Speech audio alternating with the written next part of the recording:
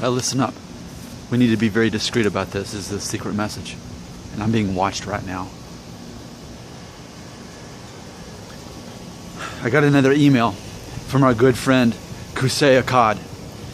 And here's what he has to say. Quote, "Hey Nick, how are you?" I'm doing pretty good. But I'm really ready to shave this beard, I tell you. So here's a picture of my dad at age 19, then him at age 22. It most likely shows that he had less hair than me at this age. We seem to have the same type of hair. And here's a picture of my brother at age 35, same father but different mother. He seems to have had his mother's kind of hair, which is straight. My dad's hair and mine are more wavy but not soft. My brother at age 35 seems to have a full head of hair, but you can see the shape of his hairline in the widow's peak. The question to you is it possible that my hairline has just been maturing these past years to a 1.5 to stay there?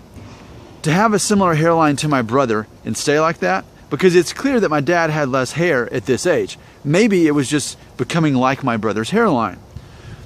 My father passed away in 2009 at age 69. And in his 50s, he had lost a lot of his hair, maybe Norwood 5 or something, end quote. Well, I think this is interesting. I'm sorry to hear that your father passed away in 2009. Thank you for this. And I think this is relevant, and I was already kind of thinking about this concept already. That the fact that you could, the fact that hair loss is kind of like a breaker switch to some degree. That you can have zero hair loss, and then now the breaker switch is on. Okay, hair loss is on. I'm losing hair for like a year, and my hairline's receding, and and now we shut off the. So now I'm not losing my hair anymore, kind of thing. It's very unpredictable that way. So yeah, it's very possible. It's very possible you can go from a juvenile hairline, and then I'm seeing my hairline go up. Oh no. And that's, I think, where a lot of my viewers are. And that's a lot of the anxiety and a lot of the unpredictability in hair loss, which makes me credible as a host because I'm able to help sort through that. I made a video yesterday talking about how 5 years from now, we'll all know whether we went bald. Just because we can't know. And hair loss can start and it can stop. And it can start and stop. You never really know. This is going to be a strange example to use, but Pee Wee Herman, especially here in America, you grew up with Pee Wee Herman if you're around my age. Paul Rubens, he's a Jewish actor. Well, not that he's actually practicing Jew, but anyway, you look at Pee Wee Herman, Google him. You're going to see a guy that ultimately had a Norwood 3, in my opinion. Short hair, but a Norwood 3. And he just made a newer movie a year or so ago on Netflix.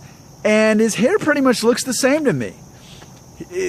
Perpetually just Norwood 3. If you look at him in the early 80s, he was more of a Norwood 2.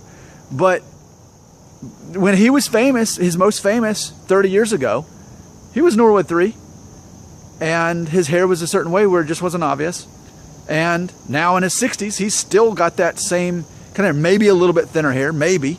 And I'm sure he dyes it black. But that can be the case. I think of Greg Kinnear as well. Now, Greg Kinnear, if you want to Google him, for all I know, maybe somebody will come back and say, well, he had a hair transplant.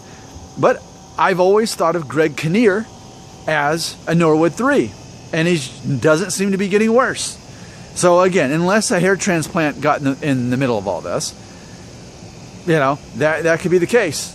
And who knows, maybe I'll stop at Norwood 4. But for me at that point, I kind of feel like I'd just rather buzz it off anyway at that point. So, yes, to answer your question here, I think it's very possible that you could just stop at Norwood 5. I'm sorry, Norwood 5. Sorry, not you. Norwood 1.5. I think it's quite possible that breaker switch of hair loss gets turned off. And guess what? You get to be Norwood 1.5, maybe until your 50s or beyond that. I think it's definitely possible because hair loss is that unpredictable.